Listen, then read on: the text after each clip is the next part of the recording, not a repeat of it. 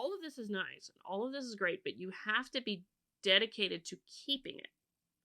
Otherwise, this is just words on a page. And that's actually what I'm more worried about. You can put all this out here all you like, but if people don't understand the concepts, the reasons why, the philosophical things under here and what have you, and I'm particularly worried about this with my generation and younger and scholars, it doesn't matter worth a damn what's on here. So, yeah, this is great. This I think would actually do a great job of creating a culture of free inquiry on university campuses. If you can keep it.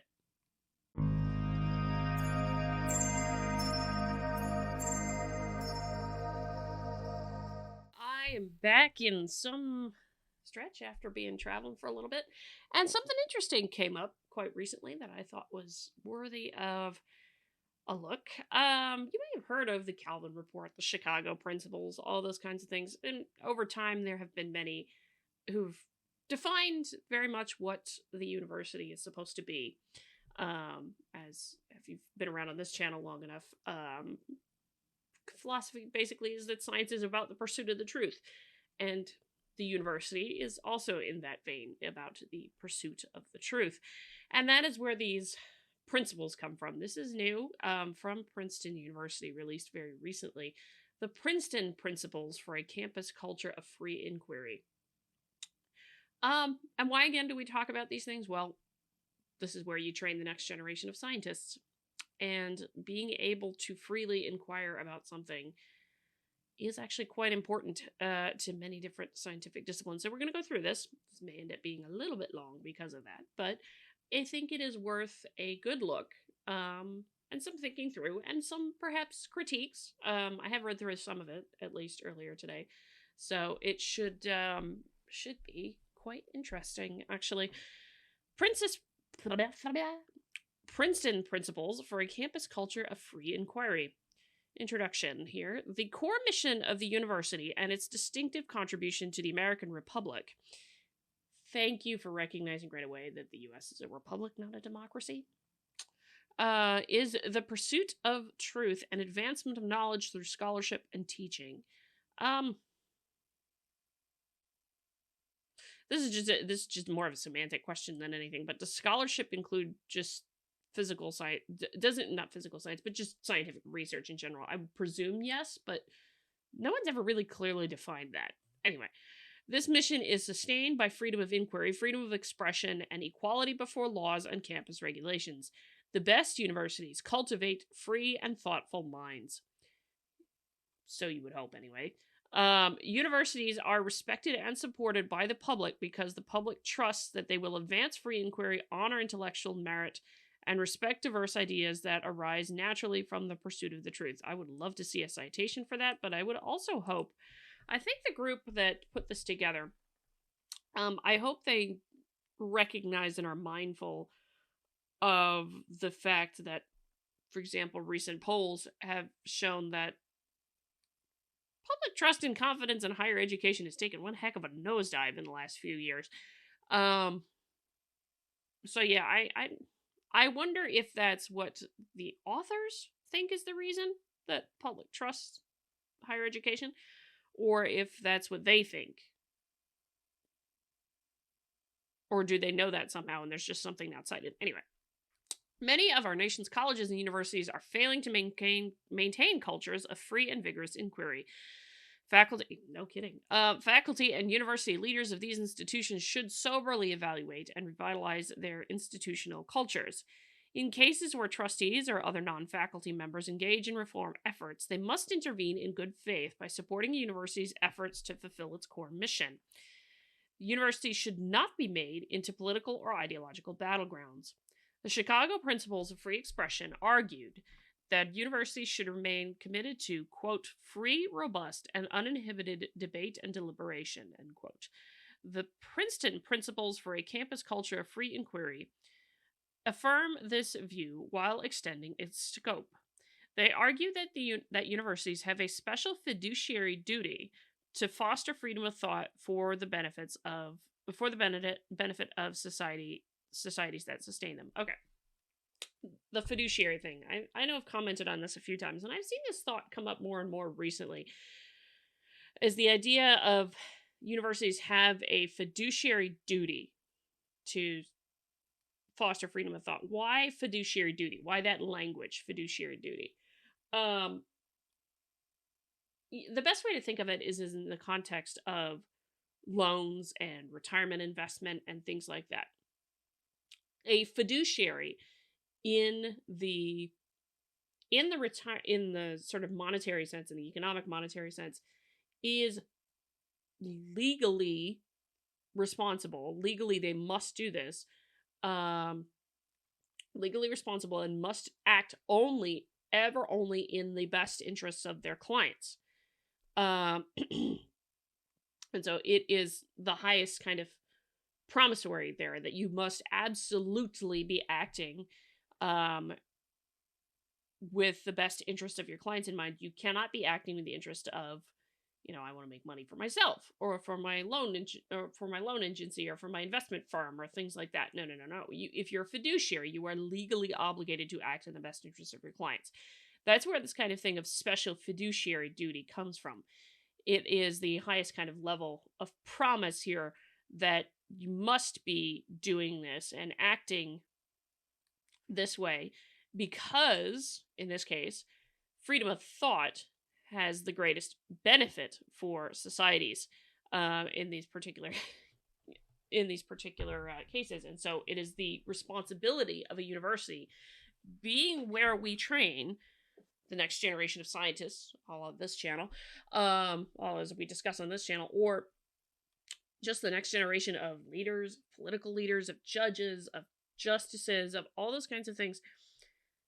For that reason, universities, in the argument here, have a really pressing responsibility to make sure freedom of thought is fostered amongst the students that it educates. So let us continue with that. So that's just a note on that particular language. The following principles, 1, articulate the core mission of the university in relation to its special status as an educational institution dedicated to free inquiry. 2, provide standards that cultivate free and vigorous inquiry in scholarship, teaching, and campus activities beyond the classroom. And 3, offer broad guidelines for the revitalization of the university's core mission. So here's where we go on that. The second section here, I'm not going to dwell too much on it, but it's actually really relevant because this is I'm not going to dwell on it too much because it's more of a history section. It's not necessarily about the principles themselves as put forward, but but there are some important lines in here that I will mention, but I encourage you to come back and read it. As always, this will be linked in the description of the video, so I encourage you to go have a look. The American University is a historic achievement for many reasons, not the least of which is that it provides a haven for free inquiry and the pursuit of the truth. Minor correction on that, it's supposed to, but we'll get to that in a second. Its unique culture has made it a world leader in advancing the frontiers of practical and theoretical knowledge. The habits of mind required for this advancement of knowledge sustain our republic by educating citizens in the liberality and intellectual independence necessary to participate in self-government in a pluralistic society. To do their work, universities need a protected sphere of operation in which free speech and academic freedom flourish. Scholarship and teaching cannot achieve their full potential when constrained, externally or internally, by political, ideological, or economic agendas that impede or displace the disinterested process of pursuing truth and advancing knowledge. So, as related to the normative principles of science, they're talking about the principle of disinterestedness. As a whole, it should be about the truth, not about whatever bloody little narratives or social justice this or that, and what have you.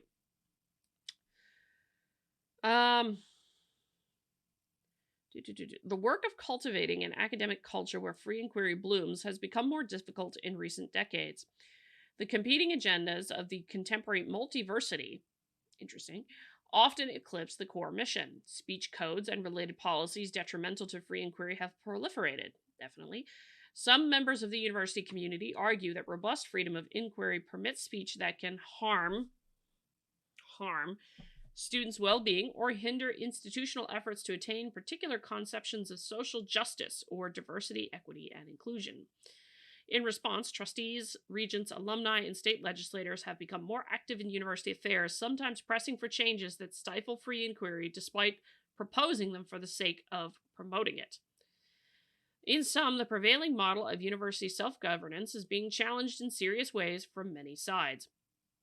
Okay, this is a point to say what we're getting at here is that there's a lot of crap that's come up from within the university that stifles free speech, free inquiry in the name of being safe or preventing harm. Whatever those things actually mean, they're so nebulous and vague, or they are basically about emotional safetyism, which, if you read the Constitution of Knowledge, Jonathan Rauch actually talks about this in some depth, that the idea with emotional safetyism is, well, if I feel threatened, if I feel offended, if I feel upset by something, that's a harm done to me and you can't do it. And it has been justification for shutting down any kind of speech, which is a problem. The result, of course, being, on the other flip side of this, is that, well, you go far enough, you annoy people enough, and you do lose the trust of the public, state legislators, other kinds of things, and they try to step in externally and correct it. Now, I go back and forth on whether or not some of those corrections are good or whether or not it's a good idea. And generally, I fall into the thing of, no, you shouldn't be trying to force people to have certain particular ideas in sort of a libertarian mindset. But at the same time, what do you do when a university is failing its core function and seems unable to correct itself? That's a back and forth that's for another day. But that's just to make the point of the background of why they felt the need to write all this up. Careful guidance and reform are necessary to preserve conditions that foster intellectual freedom and that protect scholarship, teaching, and expression in the university. Ideally, protection of free and open inquiry will be renewed by faculty on campus. Ideally. I do worry that not enough young faculty in particular have been taught the importance of free and open inquiry, and so will not be defending it.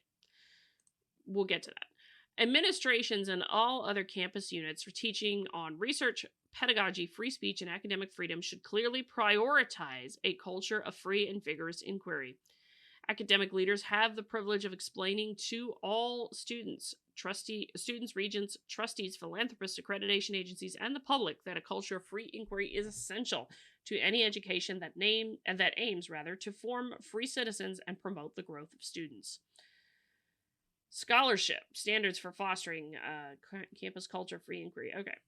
On the scholarship front, which applies directly to research, or at least I'm assuming it does, free inquiry in scholarship is the liberty of scholars and students to pursue truth, advance knowledge, and encourage artistic excellence wherever the quest may lead. It is bounded only by law and by scholarly or artistic judgment and discernment. Now, just a note on what this point is. Institutional review boards, for example, are there to ensure that scientific research involving human subjects is done in a manner by which you do not you minimize the risk of harm to the participants. And that is drawn from such things as the Belmont Report, which came up as a result of the experiments the Nazis did, as well as some of the other experiments throughout history, such as the Tuskegee syphilis experiment, which did do undue harm, and there were no such regulations on morals and ethics therein. That such things like that, along with other kind of applicable laws related to the government. Well, not related to the government, as passed by state legislatures and federal and Congress and the like. There is a corresponding duty for faculty to judge intellectual and creative work by its substantive merits alone, and not by accidental externalities such as race, sex, personal characteristics, political affiliation, ideological commitments, or religion. This is a full-throated endorsement of universalism right there, and very much of my approval also. That is the way it should be, and you should be striving to do that if you are a scholar at all, period, flatly. Again, point to take on that. No positionality statements in research. In research studies, please leave them out. All questions are welcome starting points for scholarly inquiry, no matter how controversial or offensive they might be to some. Entities that promote and regulate scholarship, such as departments, funding organizations, internal review boards, Academic societies and scholarly journals should abide by this principle. Universities should take care to treat academic subunits such as departments, centers, and institutions with equal standards. The approval and regulation of these subunits should be based on judgments concerning scholarly or artistic merit alone. Another endorsement of universalism right there. Yeah, and you would hope so. Just bear in mind that some journals are definitely not going in that direction when they're talking about things like ethics and society review boards to basically retract articles if there's a potential to cause harm. Anyway, there are many valuable methods and modes of intellectual inquiry. What's more, the attainment of truth requires the engagement of diverse viewpoints and perspectives. Yes, I have said this many, many times over. If you are engaging in the emotional safetyism and what have you, where you stifle free inquiry because it might offend somebody if you found something, or might cause harm, whatever the hell that actually means, then frankly you necessarily have to be exclusive of diverse viewpoints. It's very amazing to me.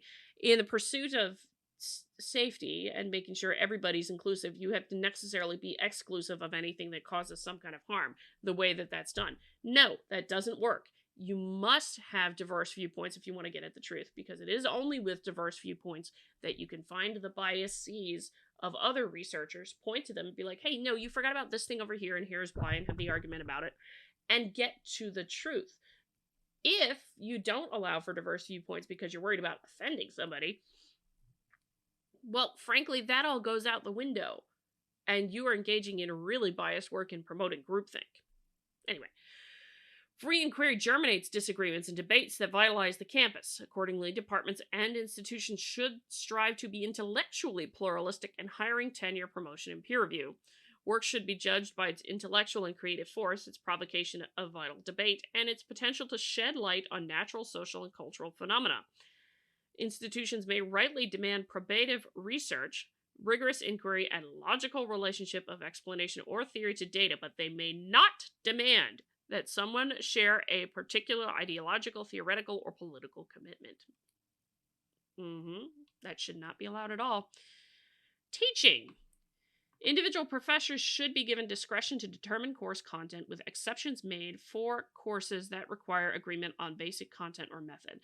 This is vague enough that I wonder what the heck that actually means. If it's something like, I don't know, but to teach different physics courses, you have to have the same basic conception of energy, for example, then yeah, I can understand that. But what is the basic content or method may very much depend upon the discipline that you're in. So that's just a point of note there. But I also wonder how easily is that vague enough to get corrupted to the point where you only allow a particular opinion. Just a note, professors in class and in conference with students should aim to foster free inquiry, which entails being intellectually honest and welcoming reasoned disagreement.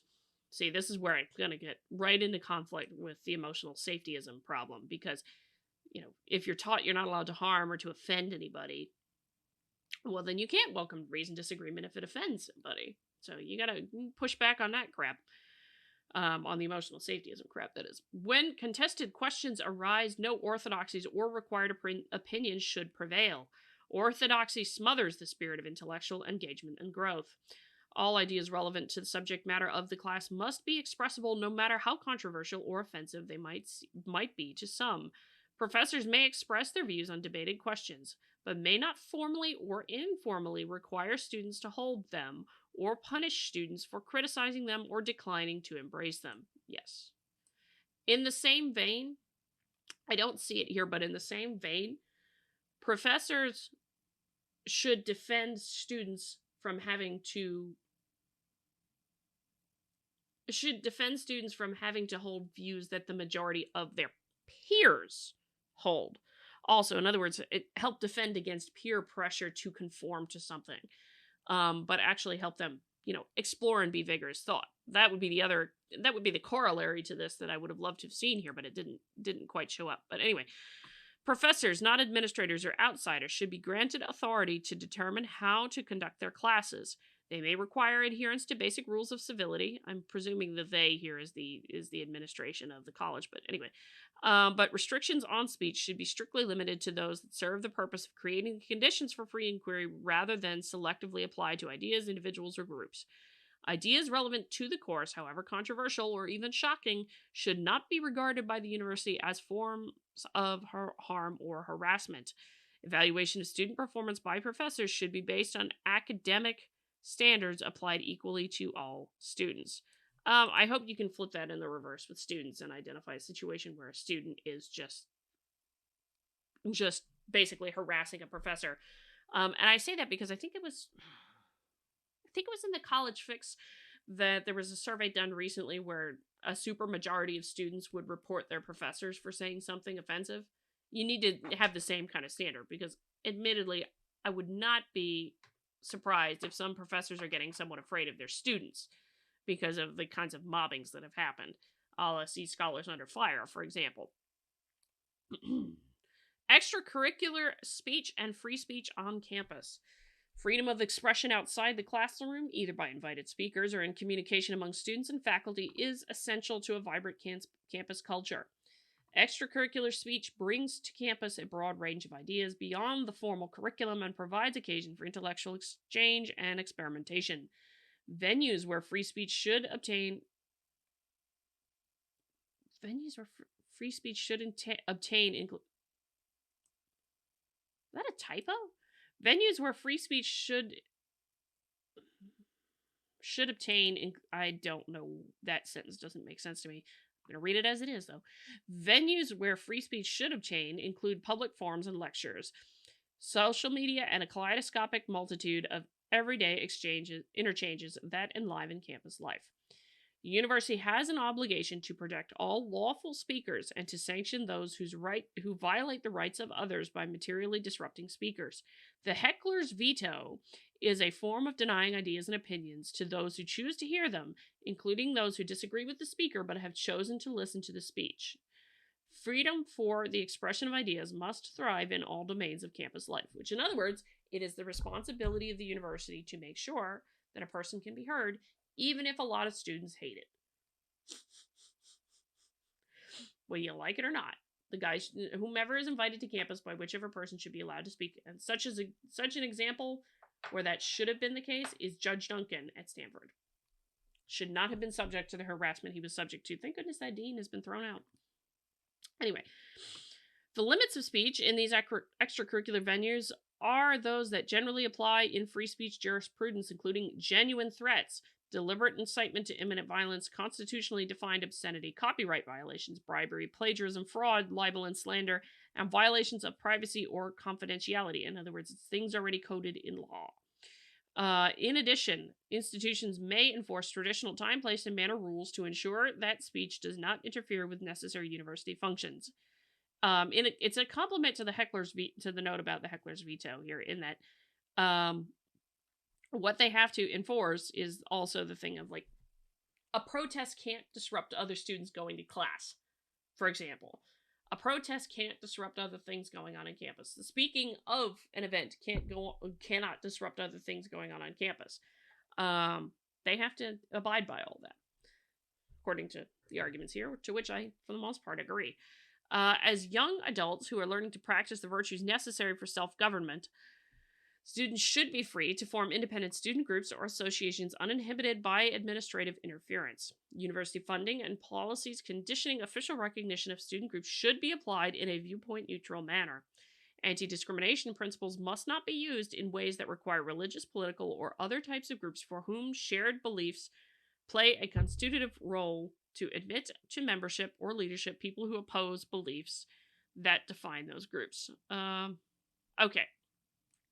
So what this basically is, for those not following, is basically, if it's like a Catholic student group or something like that, you shouldn't be forced to admit someone to the leadership of the Catholic student group that has beliefs that are against what the Catholic student group believes. Same kind of thing like that. And fair enough, right? Instructors should not be discriminated against in decisions pertaining to hiring, promotion, job security, or salary based on ideas expressed in extramural speech that would be protected in the public forum writ large, including criticism of institutional policies and actions. In exchange for this right, faculty members and students engaging in extramural speech must make it evident that they speak for themselves, not as spokespersons for the institution. I always speak for myself on this channel. Faculty, administrators, trustees, and political authorities should refrain from compelling scholars and students to endorse or tacitly affirm any opinion that is not necessary for the basic academic functioning of the university. Such loyalty tests are anathema to free minds. In other words, DEI statements. Should not have them. Compelled speech includes the requirement or pressure to express agreement with political or social causes in words or deeds, as well as the obligation to provide certain answers to ideological questions, or signal, even if only implicitly, agreement with certain ideas in order to gain employment or advance rank or status. DEI statements, that's why they should go out the window. The university and its units possess the right to speak publicly and internally on their own behalf, as long as they do so in a manner that does not harm the intellectual freedom they have an obligation to protect. In other words, it's simply to say you shouldn't be tacitly endorsing a viewpoint that maybe a lot of your professors don't. In that way, you end up sending a message, well, this is acceptable. That would be something I would think. I'm taking a bit of an assumptive leap here, but that would be my guess based on what I just read. They have a right, indeed a duty, to defend themselves against external and internal pressures that compromise intellectual freedom, including coercion to express support for or opposition to political ideologies or legislative efforts to prohibit offensive, controversial, or divisive ideas. I go back and forth on this. I know where this is charged at as some of the laws against CRT, which I'm basically of the mindset that for K through 12, it's appropriate to say, no, you shouldn't be teaching that to a student. Shouldn't be teaching that, because you're of X race, you're this, or because of X race, you're that. You shouldn't be teaching that. But discussing the idea in a classroom, I don't necessarily have a problem with that. Not in a classroom at K through 12, in a classroom in a college. I don't necessarily have a problem with that. If you're doing research on that idea, I don't necessarily have a problem with that. You just bear in mind that if you've got the right to put that idea, I've got the right to call it crap. As it should be. You should have the freedom to research whatever idea you want, within the bounds of the law, of course, but you should also have the freedom to say the idea is crap, to critique it, to argue against it, to say it's bullcrap. Whereas individual students and faculty members have the right to speak out on any matter, the institution and its units should speak out only about matters that clearly affect their normal operations and the intellectual freedom they must protect. Taking stances on matters extraneous to the operations of the university, including moral, political, and constitutional or legal questions on which our society is divided, effectively establishes an orthodox view. In other words, this has to do with pretty much the notion that you should not be pushing forward particular ideas that may not be shared by the rest of the faculty. You should not be taking a stance on anything as the university as a whole. Doesn't stop an individual from doing so, but the university itself should not. This divides the campus into insiders and outsiders, hindering further exploration of important issues. In sum, if an academic institution is not required to adopt a position in order to fulfill its mission of intellectual freedom or operational capacity, it is required not to adopt a position. Universities and their units should also refrain from publicly denouncing the research or extramural comments of members of the campus community with whom they disagree, lest they create official pariahs.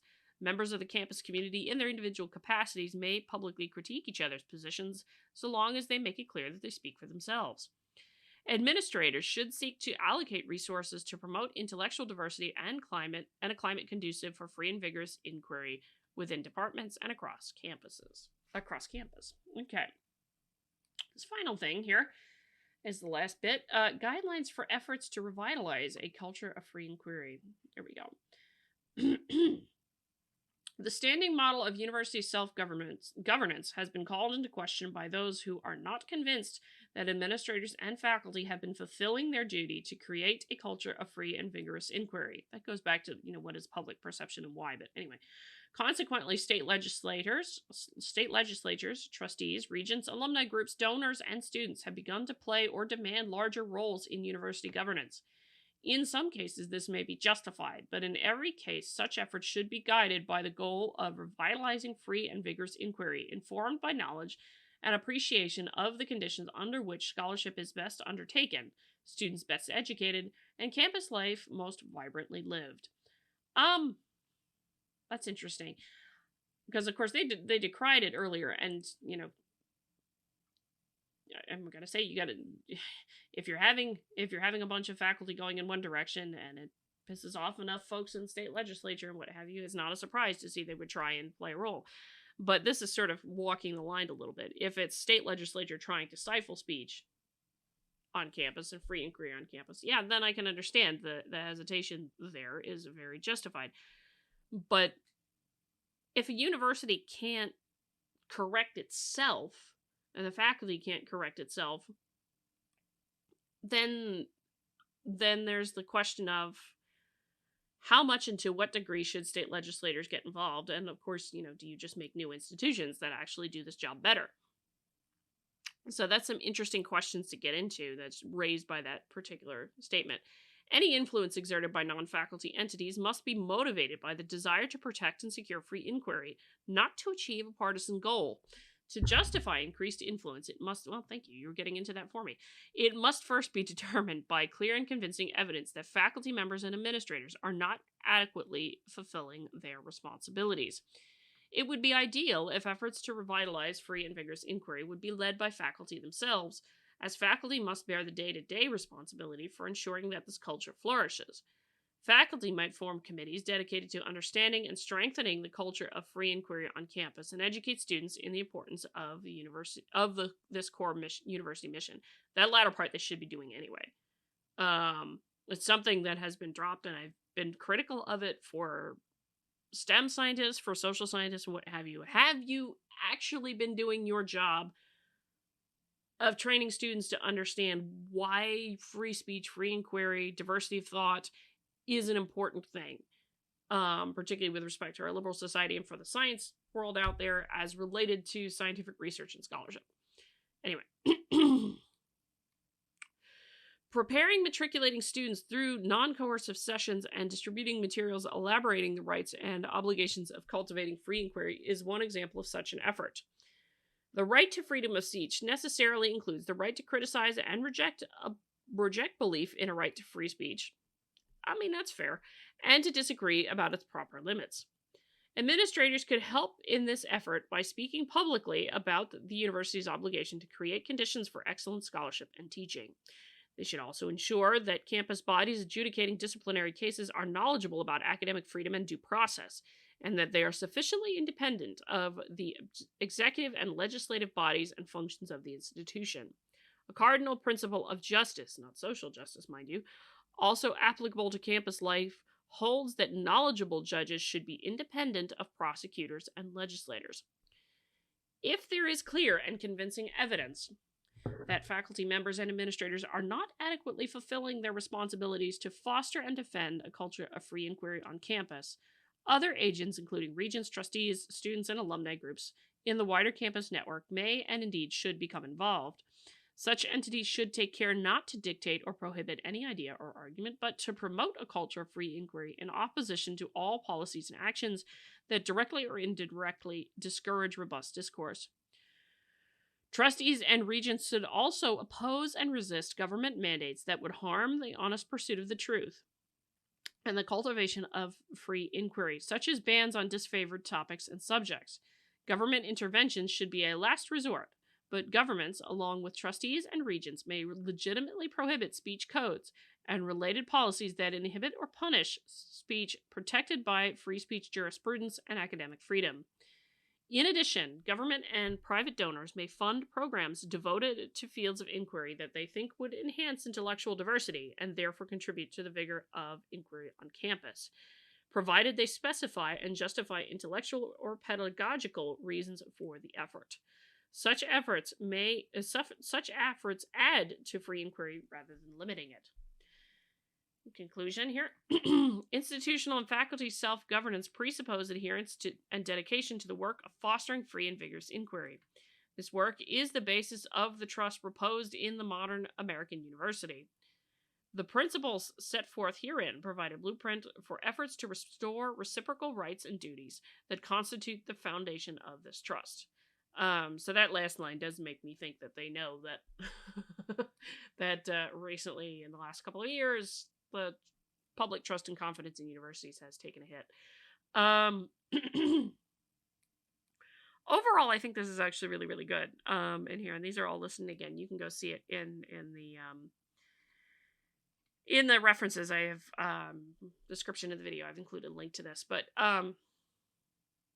this is really interesting and really, really, it's actually much more specific and more depth than the Chicago principles, which I appreciate right away. And there's a lot of good things in here.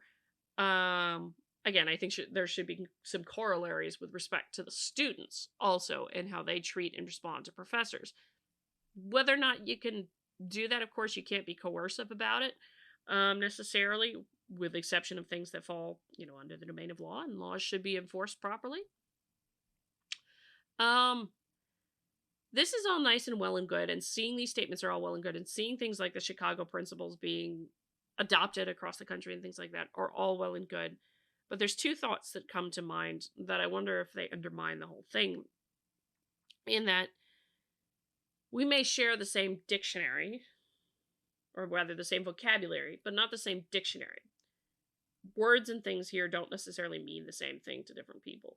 And in particular, when you're talking about leftist and postmodernist thing versus those of us who are classic liberal and Enlightenment thinking and conservative thinking also don't necessarily mean the same thing. And of course, the whole thing about harm is kind of relevant here. And of course, violent to some groups is now just saying something they don't like or saying something that's offensive. So you have to get to be very clear and specific about what you mean with that. And also be cautious in the fact that if somebody gets in there that they're operating on a different definition of word or something like that, well, that can undermine the whole thing. The other thing is having this all here is nice, but seeing as this is the James Madison program at Princeton that has this up here, there's a thought that comes to mind. When the Constitution was passed and ratified, it said, there's an old story, it said that Benjamin Franklin came out and there was a woman that asked him, what kind of government do we have? And Benjamin Franklin said in reply, a republic, ma'am, if we can keep it, or if you can keep it. The core mission of a university is, yes, the pursuit of the truth. If you can keep it. All of this is nice, and all of this is great, but you have to be dedicated to keeping it. Otherwise, this is just words on a page. And that's actually what I'm more worried about. You can put all this out here all you like, but if people don't understand the concepts, the reasons why, the philosophical things under here and what have you, and I'm particularly worried about this with my generation and younger and scholars, it doesn't matter worth a damn what's on here. So, yeah, this is great. This I think would actually do a great job of creating a culture of free inquiry on university campuses. If you can keep it. Let me know what you think. Hit the like button on the way at the door, comment on the video, share the video, subscribe to the channel, all that lovely good jazz. Don't forget, Side Chat Saturday is this coming weekend, actually, and I am looking forward to it, and I think you guys will enjoy too. Until next time, I'm Adrian. May you all stay curious.